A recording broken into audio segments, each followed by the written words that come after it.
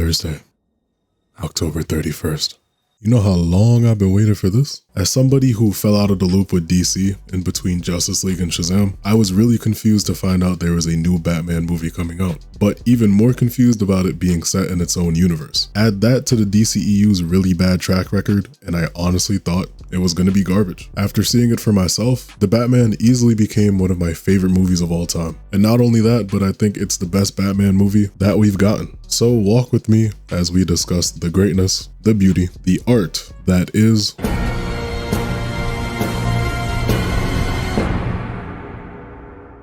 From the very beginning, I knew this movie was going to be different. Not just because it opened up with the Riddler killing someone right off the bat, but because right away, it brings us a Gotham that we haven't really gotten to see yet. A gloomy, grimy, storming city on the night of Halloween, where all kinds of criminals are running around and up to no good. So after setting things up from a visual standpoint so perfectly, it gets accompanied by a monologue from the one man who wants to truly change the city. I can't be everywhere, but they don't know where I am. After describing the current state of Gotham, and we get some glimpses into this Halloween night, this line is the one that really stuck with me. We get a Batman who hasn't just put on the cowl, and he's also not some grizzled old man either. It's only year 2 for him, and yet he's managed to already strike fear all across Gotham. So when the bat signal shines into the night sky, criminals know that he's coming. As the audience, we can't tell where the Batman is, but we get shown these different spots in Gotham, thinking he'll eventually pop out of the shadows. Then we turn to a subway station where a group of thugs start tormenting a casual bystander. And right before they're about to rough him up, one of them catches a glimpse of the bat signal, and you just know he's terrified. An amazing small detail here is that while all the other thugs have their faces fully painted, his is only covered halfway, showing you that he isn't really cut out for this life. As he's about to join in on beating up this random guy, the crowd of them start hearing a bunch of thudding coming from the shadows, and this is when we meet the Batman. He walks up to this group of thugs, footsteps sounding like he has cinder blocks tied to his feet. When one of them laughs and asks who he's supposed to be, he steps up to him, pieces him up effortlessly, and introduces himself. I'm vengeance. The others try to step up too, but he doesn't hesitate to pack them up either. And when we come face to face with this newbie we had been focused on, he gives him a chance to make the right decision, and the kid runs away. If I wasn't hooked before, this is what got me. It's so hard to not say I love this movie for like 5 minutes straight, but I truly love this movie. Like I said before, this is a year 2 Bruce. He's embarked on this journey and now he's facing the biggest problem that he has yet. A big aspect of why I like this movie so much is because we are learning just as much as he does over the course of the movie. The Riddler has popped up as this never before seen threat and tests his detective work in a way that it hadn't been yet, but I'll come back to that in a bit. As he investigates the Riddler and he works alongside the GCPD, we're able to learn about this new Gotham. Thanks to the bat signal and him freely walking onto this crime scene, we know that this Batman is already working alongside Jim Gordon, making for their duo dynamic easily being one of the best parts of this movie. The discovery of more and more clues eventually leads us into Gotham's underworld, where Batman has to make a visit to the Iceberg Lounge, beating the Penguin, and eventually Carmine Falcone. 2 more amazing parts of this movie. And we learn that this city is insanely corrupt, just like the Gotham we've all come to know and love. I think I'm the most impressed by how cohesively all of these things meld together. I never felt overwhelmed when Batman had to take that trip to the Iceberg Lounge, or wonder why he trails Catwoman from her apartment to a spot that she's trying to steal from. Everything just makes sense. But we only get to see all of these things because of his detective work being tested, like I mentioned before. One of my absolute favorite things about the Batman that sets it apart is that we see Batman mess up, and I love it. You don't just become the world's greatest detective overnight. So that means not knowing what a rat with wings exactly means, or conjugating your Spanish words incorrectly, or getting caught in a tunnel while you glide away from the police. Accompany that with some of the best visuals of all time, and it is literally, exponentially, one of the greatest things I've watched. This movie is beautiful. Those roof shots at the GCPD, the whole chase sequence with the Penguin, which is also one of the greatest action sequences in this whole thing, it helps tie it all together. I know there's a whole thing going on right now with Greg Fraser, this movie's cinematographer. He's also done the Dune films, and you can tell because those look amazing too. There's some scheduling conflicts, so it's up in the air about whether or not he'll be able to shoot part 2, and I'm really hoping he can, because that would just be a devastating loss. I'm also grateful that this movie ends as well as it begins. After following all of these clues and running around all of Gotham. The Riddler is finally arrested, and you think everything's over, until Batman confronts him in Arkham. He's been led to believe that the Riddler knows his true identity, but he also wants to have a better grasp of why he's done everything. And after discussing Gotham's betrayal of all other orphans who aren't Bruce Wayne, and really all other people who are in need, with some singing thrown in too,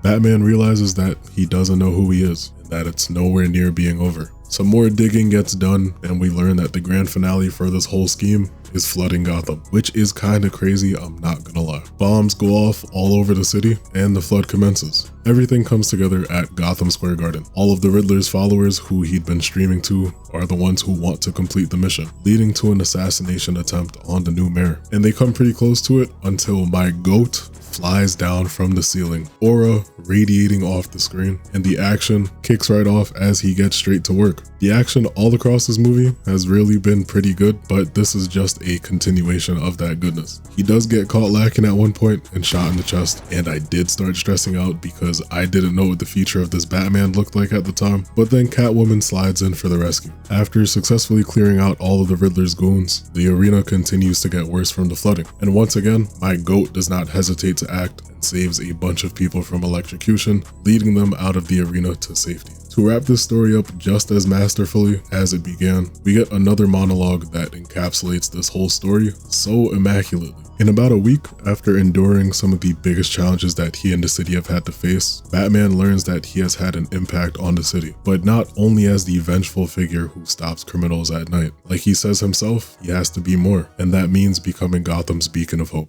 Now listen! That's called motherfucking bars, nigga! You know nothing about that! And how could I forget the soundtrack? I was bumping Something in the Way for 2 whole weeks after watching this movie. If I was forced to say something bad about this movie, I would just say it's a very long movie. And in all honesty, that's a double-edged sword for me, because I do love a slow burn, and especially with a story like this that constructs a good mystery for you to follow, but it does make rewatching it a little bit of a drag. Aside from that, perfection. The biggest surprise for this whole thing, to me, was easily Robert Pattinson as Batman. I've gone my whole life just knowing him as the vampire guy from Twilight. Finding out he was Batman definitely felt crazy, but somehow, someway, I knew something as unconventional as that had to be a masterclass cook-up. And this was before me being aware of the whole career renaissance that Robert Pattinson has been going on for the last 5 to 6 years. He has managed to perfectly embody this character in a way that is different enough from some of the others, but also doesn't do too much and stays true to Batman. His Bruce portrayal is also great too. This reclusive figure that Gotham doesn't know all too well, aside from the fact that his parents are dead, and he's also a guy who is not afraid to get his own hands dirty too. The Drifter outfit, top 5 of all time. Seeing him visit the Iceberg Lounge as the Drifter, Batman, and Bruce Wayne was just so cool to me. There's no better way for me to put it. I love it, and I really love the whole cast in this movie. Paul Dano managed to make the Riddler a terrifying but kinda hilarious serial killer. Zoe Kravitz came out as a great Catwoman. Jeffrey Wright was like a picture-perfect Jim Gordon. Colin Farrell, this man genuinely transformed for this role, and it's unbelievable. Then you've got John Turturro as Carmine Falcone. Every single person in this movie contributed to it being as great as it is. With the plethora of comic book projects we've gotten over the last 10 to 15 years, and literally one of the most iconic characters of all time, comparisons are kinda instinctual at this point. And while I'd love to talk about every single iteration of Batman, I'm only gonna talk about the ones I grew up with because I'm not old. And that would make 2 videos where I mention Michael Keaton in a month. So I'm gonna start by talking about Batfleck because out of the 3, he is the most different, being the most fantastical Batman that we've gotten on the big screen. He's the only one we've seen go up against Superman and a whole army of aliens. I still think he was a great Bruce Wayne, and I don't even think his acting as Batman was bad either. But there are some other glaring differences that easily make him the worst of the 3. It's still insane to me that he was just mercilessly gunning people down, branding people in prison, and just this maniacal old man rocking the Batman costume. But like I said a very long time ago in my DC video, whenever he did act like Batman, it was pretty convincing to me. And out of the 3 Batman I'm talking about, he might have my favorite suit. It took a long time for Pattinson's to grow on me. Right now I think it's my favorite, but the Batfleck suit could be a close second. This is not what I wanted from the first Batman that we see be a part of a Justice League. Like I've said before, I do not miss the Snyderverse one bit. Then we've got Bale's Batman, who I don't think has a clever nickname like the other two. Him and Pattinson are like 1A and 1B to me. The Dark Knight is genuinely one of the best movies I have had the pleasure of watching. Christopher Nolan just knows how to cook. And it's also the movie where Bale's Batman is at his best. I didn't hate The Dark Knight Rises, but I will tell you a secret and say that to this day, I have still not seen Batman Begins in full. And hopefully I will watch it someday. I don't know. When I start it, something pops up. But getting back on topic, I truly think what holds this one back is his Gotham, and at times his take on Bruce Wayne. I think we can all admit that the voice he does is pretty goofy. Pattinson found a pretty good voice that's believable and not some kind of voice modulator like Batfleck does. And I simply just grew up in a whole decade where people made fun of it any chance they got. You dress up like a bat all the time. I dress like a bat because I'm Batman. I think without Batman and any indications that this is a Batman film, The Dark Knight can really just be a great action movie with elite storytelling. On top of that, this Gotham is really just Chicago a lot of the time. The closest it feels to being Gotham is when the Joker is fighting to all the different like gangster families and when it's nighttime. But even that is kind of stretching it. And compared to the other two, this Batman kind of has the worst hands. This movie has some good action, don't get me wrong, but the hand-to-hand combat could be a little questionable. But this by no means takes away from what Bale and everyone else involved was able to do. It's just how I feel. In the ways that you can compare them, I just think Reeves's Batman does all of these things the best. It might sound crazy, but aside from the parts where it is not grounded at all, he reminds me the most of Arkham Batman, the best translation of these games that really made me love Batman now in movie form. It's not like he's fighting a roided up Joker by the end of the movie, but the overall vibe, really this whole situation, easily feels like something we could have seen Arkham Batman deal with. And the fact that I can say that makes me pretty happy. But if there's anything I love more than Peak, it's being able to add some more Peak right after, because the Penguin series has surprised me so much. I'm writing this part between episodes 5 and 6, and it has genuinely been one of the best shows I've seen in a long time. A series about the Penguin did sound off at first. I liked him in the movie, but didn't think a whole show would come out of him being in it. And with the SSU, I'm a little traumatized by projects led by villains, but this show works 100%. The subtle world building that came from the Batman and solving this whole mystery perfectly spawns this project and easily allows you to become more and more invested in this version of Gotham. We get to follow the rise of Oz Cobb, a name change that caused way too much outrage, by the way. I get why they changed it. When I saw him in the Batman, he didn't scream Oswald Cobblepot to me, and I just think it helps the series and this universe even more, and it will be okay. We watch the rise of Oz Cobb and this whole power struggle that's present in Gotham now, and it's all been fire so far. Kristen Milioti as Sophia Falcone, genuinely terrifying at times. Episode 4 has been my favorite of the whole show, and she's the reason why. Give me 6 Batarangs, that Hellcat Batmobile, Nightwing suit in 24 hours. I can fix her and save Gotham. But seriously, I smell many awards for this show. I hope the MCU is taking notes because this is how you do it.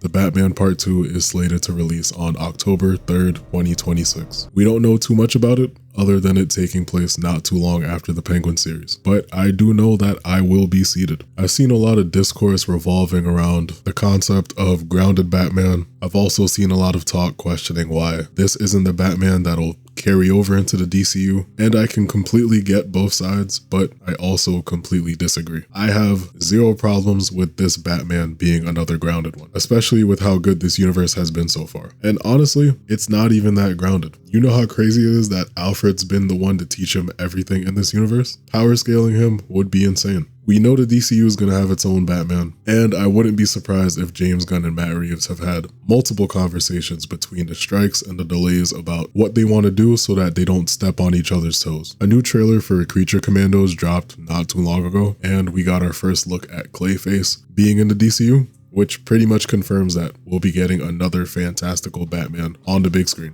I don't want to sound like LeBron or anything, but it felt kind of obvious that we'd get a fantastical Batman in the DCU. It just makes sense with everything surrounding it so far. And it's another reason why I'm fine with Pattinson being left alone. Plus, Batman just feels like one of those characters who can always just be off in his own thing, and you can do numerous Elseworlds projects about him. The biggest non-negotiable I have for part 2 is it taking place in a snowy Gotham. I don't care about of villain, what other characters we see. I need a snowy Gotham. The Batman Epic Crime Saga, as Matt Reeves calls it, has been a great surprise, and I can't get enough of it. Even though it's a crime that part 2 of the Batman has been delayed as much as it has been, I'm still more than ready for it. With how everything has delivered so far, I'm happy James Gunn has been letting Reeves do his thing, and I have high hopes that he'll be able to finish out his vision. Following the genuinely horrific movie that was Joker Folie à Deux, one Elseworlds chapter has closed, and I'm excited to see what this one becomes. Thank you all for watching, take care of yourselves, and have a good one. You be in Miami with your family, those your brothers, ayy.